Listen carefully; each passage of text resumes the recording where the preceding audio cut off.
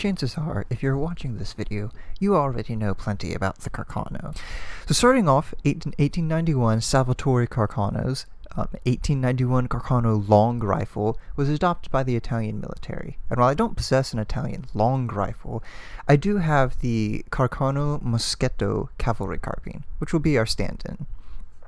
Now, of course, it's very short, and the distinguishing Carcano features a straight wrist stock, Mannlicher-style magazine feeding 6 rounds of 6.5 by 52 Carcano from an unblocked clip. We also have the unique Carcano safety, press in, rotate up for save, press in, rotate down for fire. We also have the funny little push button sight, push in, rotate as needed. This particular model sighted out to 1500 meters, which seems optimistic. And of course, integral to the Carcano action is a controlled feed extractor and symmetrical forward locking lugs. And then, of course, because it's a cavalry carbine, we have integral bayonet, commonly known as a pig sticker, because that's about all as much as it's good for.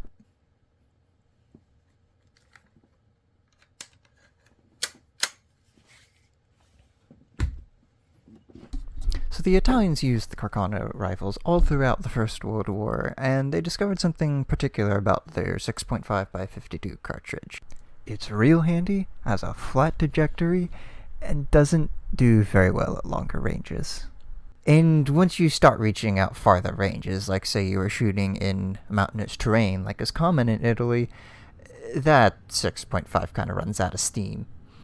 So in the 1930s, particularly in 1938, the Italians adopted the newer, updated M38. Now I don't have an M38, which the primary distinguishing feature is it's essentially a lengthened TS carbine. It's a short rifle. I do, however, have a good stand-in for the M38 cavalry carbine, which is this rifle here.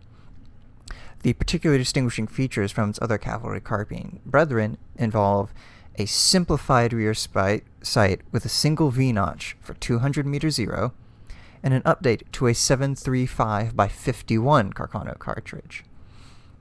Now, Italy was not an industrial power. World War II came around. Well, they started having problems and started smashing the "oh no, go back as fast as we can" button as hard and as fast as they could.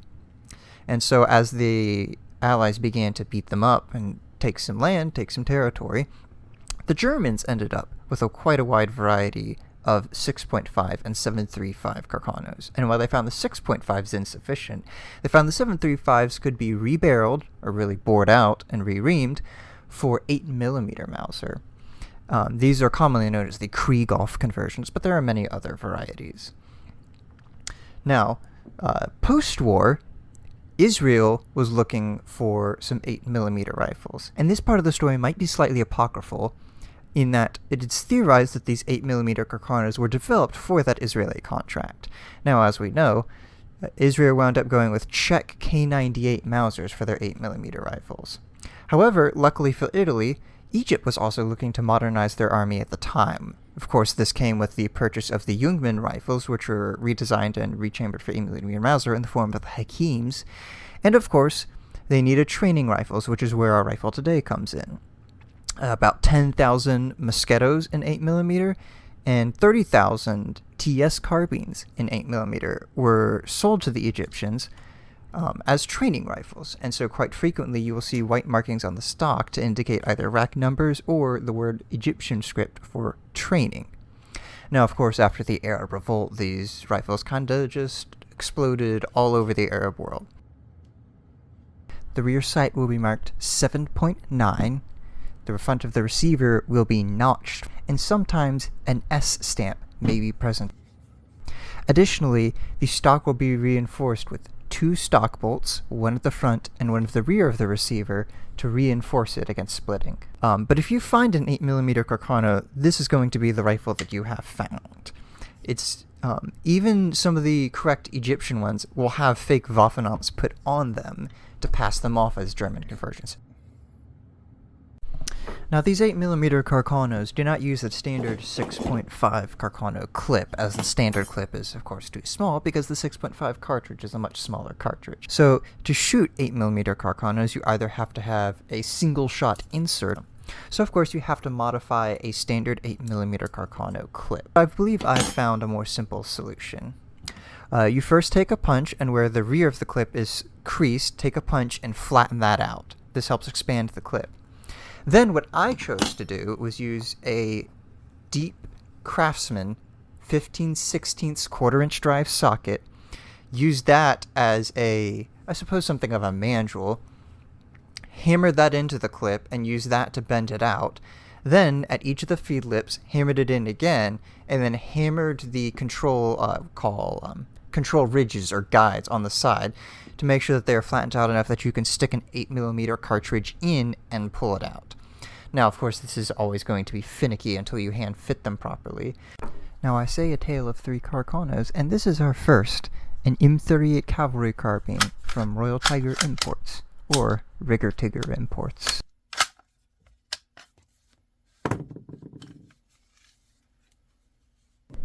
And so for this front barrel band, in true Ethiopian fashion they have jerry-rigged, or maybe Afro-rigged would be a better term, the attachment not with a screw, but with a wood dowel.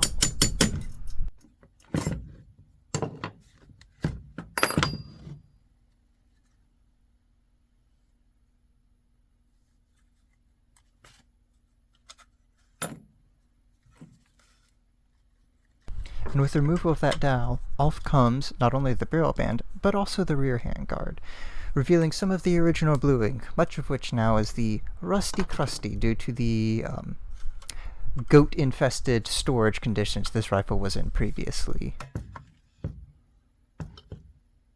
A simple test fit of a screwdriver bit yields the correct size, but also indicates there's some rusty crusties and some yucky scuzzies in those screwdriver slots.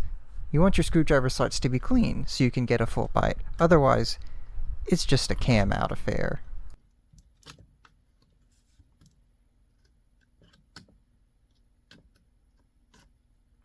Everyone has their preferred penetrating oils. I like PB Blaster. It appears to perform the best according to the ever-reputable Project Farm, and is a heck of a lot cheaper than Croil, though it doesn't really smell nearly as nice.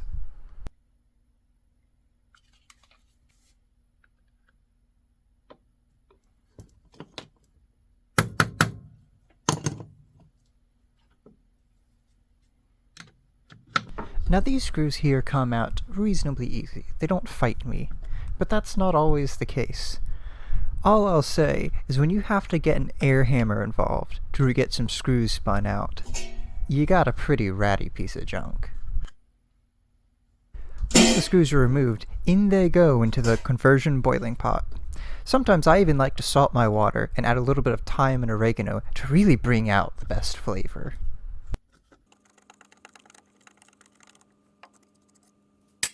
And off comes the magazine.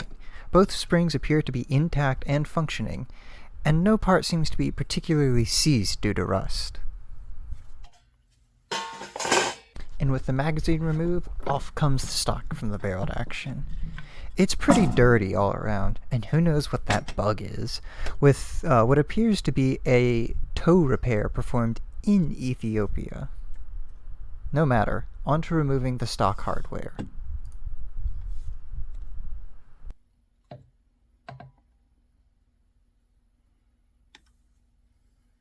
Butt plate screws are one of the more difficult kinds of screws to remove, both due to the tendency for the screw head and butt plate to rust jack themselves together, but also because as the butt of the gun is slammed on the ground over the years during its years of service, those screw heads have a tendency to either peen the slots in, or just have the slots worn thin due to abrasion. While this example on this Carcano is not too bad, I've certainly experienced guns where the screw heads are almost non-existent and completely smooth.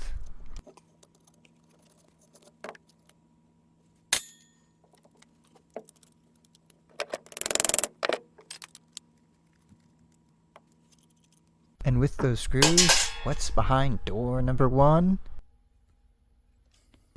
Well, more dirt, really.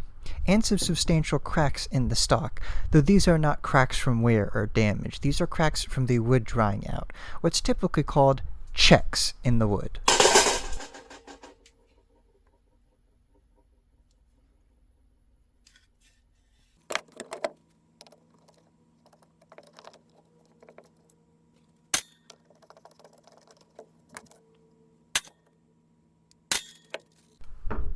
Upon closer inspection, now that the stock has been disassembled, I see that there are two strange markings on it, the meaning of which I'm not entirely sure. Next comes bolt disassembly. The disassembly button on the cocking piece is depressed, allowing the cocking nut to be spun off.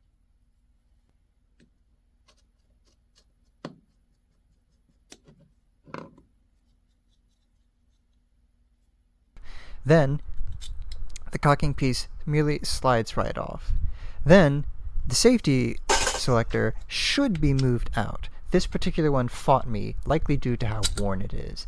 Then the spring and firing pin slide out the bolt body, and you have a fully disassembled Carcano bolt. Next comes the trigger assembly. The trigger pin had so much rust from the receiver covering the driving side of it, I actually had to brush it off to even find that pin in the first place. Either way, out it comes.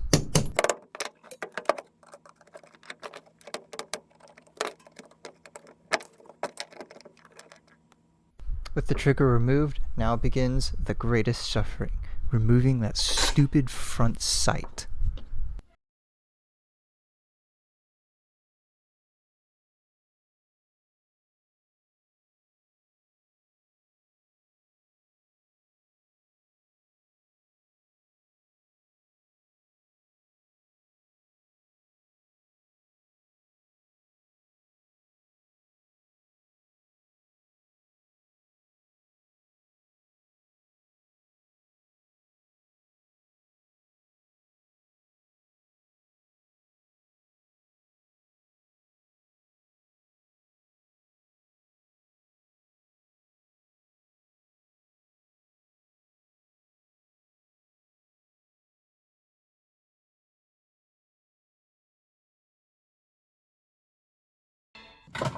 While an admirable repair for the resources they had available, now that it's in my hands, I intend to improve this toe repair by using some acroglass to hold it down securely and permanently. Upon a second glance, I see this spot here in the stock, evident of the evil wire wheel, so commonly used on these Ethiopian guns. Later on in the process now, the stock has been cleaned and the two odd markings there are more easily seen.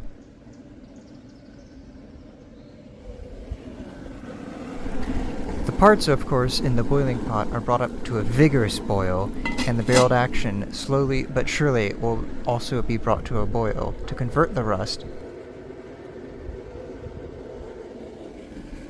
After being boiled and dried, they're now taken down to what's called a carding wheel, which is a very soft wire wheel that will knock off the rust without knocking off any bluing created or there previously.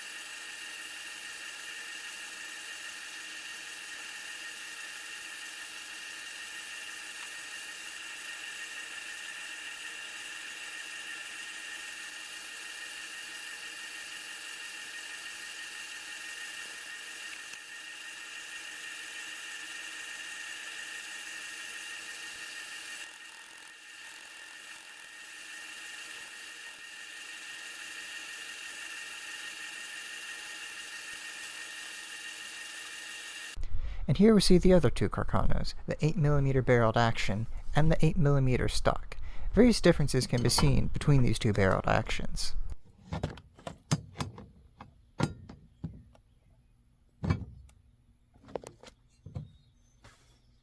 This stock had a failed bedding, which consisted of a crack behind the stock bolt that I had to repair. When installing parts, it's important to make sure they all have some sort of lubrication. For these parts I was using SAE 30 undetergent motor oil, but for the wood screws I also used finishing wax as a lubricant for the threads, to prevent them both from corroding and also ensuring they release easily when they need to be removed.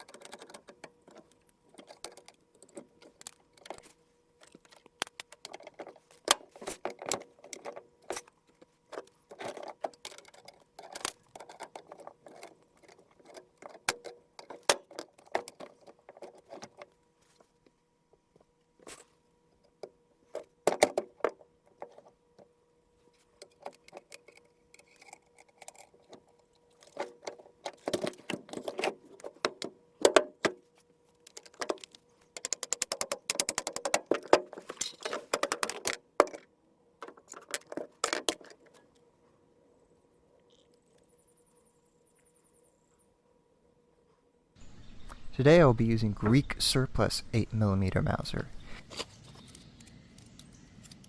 As you can see, the cartridges do fit in the clips, but they don't fit perfectly. The clip will ends up only holding 5 rounds of 8mm Mauser instead of 6 rounds of 6.5 Carcano.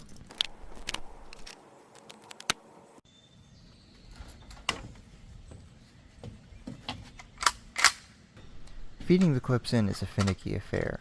One must be certain that all the cartridges are parallel to one another, as any offset makes them too long and they won't fit in the magazine.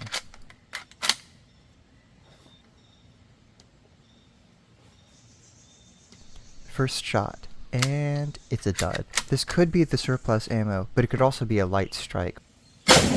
Now that's more like it, and boy is it loud too coming out of that 17-inch barrel.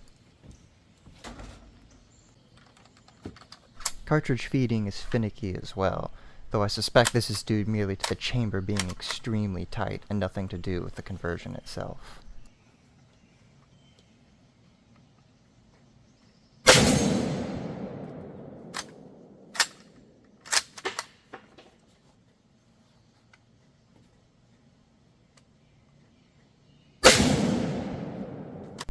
extraction is finicky as well, likely another result of the chamber being extremely tight.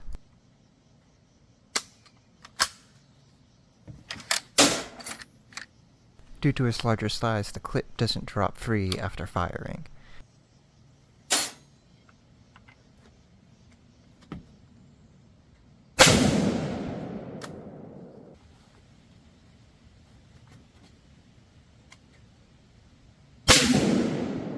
While firing, I had several cases stick due to poor extraction. This could be due to the chamber being overly tight, but it could also be the extractor being extremely worn.